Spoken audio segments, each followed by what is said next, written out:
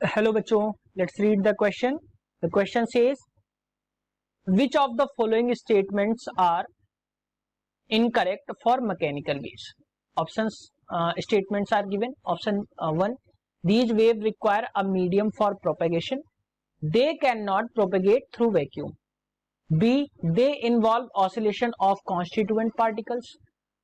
C, they depend on the elastic properties of medium.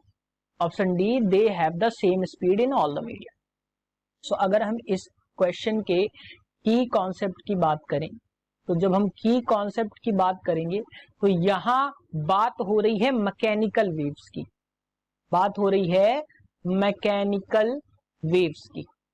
तो mechanical waves में अगर हम देखें तो क्या होता है कि मैकेनिकल वेव्स की जो स्पीड होती है that is different in different media या मीडियम. मैकेनिकल जो वेव्स हैं speed is different in different medium. So जो अगर हम अब स्टेटमेंट्स की बात करते हैं तो जो पहला स्टेटमेंट है, पहला स्टेटमेंट कह रहा है These waves require a medium for propagation. बिल्कुल सही बात है, क्योंकि ये वैक्यूम में प्रोपेगेट नहीं कर सकती. मैकेनिकल वेव्स जो हैं वो वैक्यूम में प्रोपेगेट नहीं कर सकती.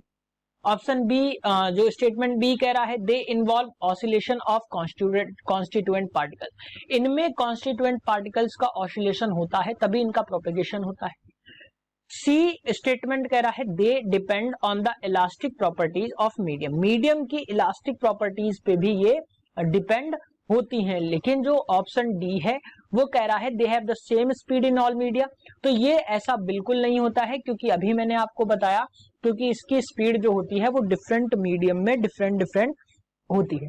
तो अगर हम करेक्ट स्टेटमेंट्स की बात करें तो यहाँ पे चारों स्टेटमेंट्स जो हैं वो आपके करेक्ट स्टेटमेंट्स हैं, यानी कि ए, बी और C all are correct statement. Option is not given here. You can consider, अपने आप मन से आपसे समझ सकते हो कि इनमें केवल ऑप्शंस कौन से, option A, B and C all are correct.